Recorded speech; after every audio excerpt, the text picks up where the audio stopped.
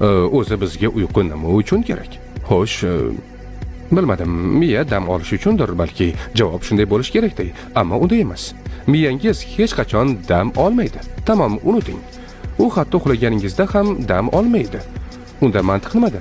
Xo'sh, hozir aytaman. Menga shunday tushuntirish yoqadi. Kunduzi miya tashqi dunyoni o'rgansa, tunda ichki dunyoni o'rganadi.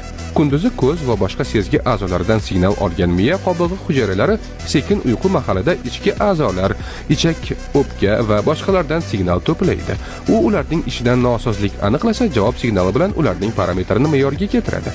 Olimlar buni mushuklar, quyonlar va maymunlarda sinab ko'rdilar. Ichaklar va oshqozonni elektr toki bilan qo'zg'atganda ko'rish po'stlog'i birdan yoqilgan. Bunda hayvon uyg'onmagan. Uyqu esa qattiqroq bo'lgan. Ya'ni po'stloq ichakda nimalar bo'layotganini tahlil qila boshlagan. Demak, sekin uyqu tana a'zolarimizga texnik xizmat ko'rsatish